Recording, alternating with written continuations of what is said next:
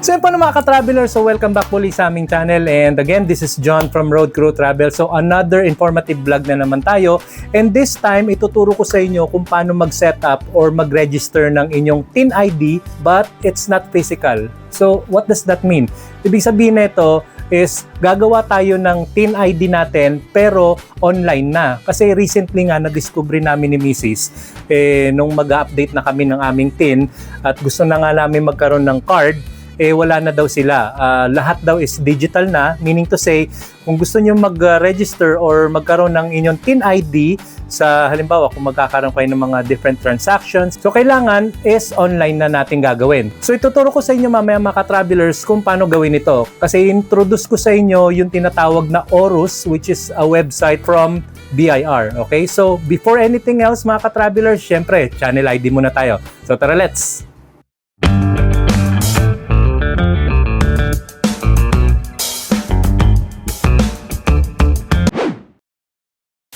And now back to your regularly scheduled program. At nagbabalik na tayo sa ating channel mga ka-traveler. So kagaya nga na sinabi ko kanina, so i-discuss ko ngayon kung paano tayo magse-setup ng ating TIN ID digitally, di ba? So just a quick background story mga ka-traveler. So recently nga gusto namin mag-update ni Mrs. ng aming TIN ID at gusto na rin namin magkaroon ng physical card neto. Kung halimbawa magkakaroon kami ng mga transactions or kailangan sa office namin, at least meron kami may present na ID coming from BIR.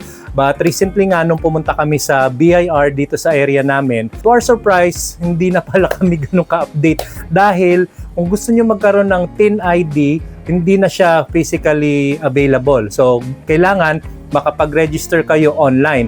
At dyan na nga papasok yung tinatawag nila na ORUS. Okay? So ano nga ba yung ORUS? So na-research ko nga sa internet, ang ORUS is an online registration and update system. So yun na nga yung ORUS. It is a web-based system that provides an end-to-end process for registration of taxpayers and updating of their registration information. So in short, lahat ng mga information na kakailanganin mo all about your TIN, yung mga tax ninyo, doon nyo na makikita mga ka-travelers. And in this video nga is ituturo ko sa inyo kung paano tayo mag-setup ng ating TIN ID using ORUS. So, wag na tayo magpatumpik-tumpik at eto, diretso na tayo sa ating pag-register sa ORUS. Okay? Okay, so yun po mga ka-travelers. So, tayo na't mag-register ng ating TIN ID using ORUS. At para sa inyo, na-pull up ko na yung browser natin na Chrome at dito na tayo pupunta sa website ni BIR.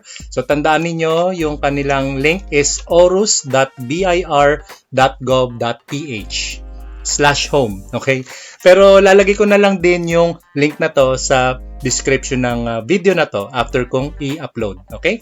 And of course, pagkatapos na ito, click natin yung new registration. Ayan. And pagkatapos na ito, click natin as an individual. Of course, magkikreate tayo ng ating individual account. So, itong process na ginagawa natin is kapag ka meron na kayong existing na TIN number, okay? Gusto lang natin mag-create ng ating, kumbaga, digital ID online. Kagaya nga na sinabi ko kanina, hindi na nag-create si BIR ng physical ID. So, kailangan na natin tong i-register sa ORUS at gumawa online, okay? Ayan, so click natin individual and then from here, scroll down tayo and then click create an account. Ayan. And then from here, of course, kung masipag kayo, basahin yung terms and conditions. Pero madalas naman, ini-scroll down na natin yan. So punta tayo sa baba and then click natin tong I have read the above terms and conditions. Ayan. And then click natin agree.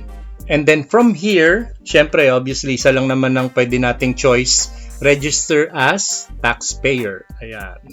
And then, please select an option with existing TIN. And kagaya nga ng sinabi ko uli kanina, meron na tayong existing TIN. So, mag-create lang tayo ng account online. Ayan. So, from here, mga ka-travelers, so wag nyo nang ititik yung box na to. Punta na tayo agad dito sa sumunod na field niya, which is yung TIN ID natin or yung TIN number. So, yung ating TIN number is actually 9-digit number. Okay? So, ilagay na natin siya. And then from here mga ka-travelers, enter na natin ang ating pangalan. So, first name, middle name, and then last name. Okay? Kung may suffix kayo, so lagay nyo na rin dito kung halimbawa junior, the third, the second, etc. etc. Alright? And of course, kung halimbawa wala naman kayong middle name, pwede nyo naman i-tick yung box na to. I have no middle name. But of course, sa mga regular names ng mga Filipino, obviously meron namang middle name yan. So, lagyan na natin yung ating pangalan. A few moments later. And then, enter na natin ang ating date of birth. Kailangan is day and then month, tapos year. And then, lagay nyo na rin ang inyong civil status kung married or single. Ayan. Okay? And of course, your gender. By the way nga pala mga ka-travelers, kung halimbawa wala namang suffix sa inyong pangalan, walang the third, walang junior, so piliin nyo na lang NA. Okay? And then of course, enter nyo na ang inyong email address.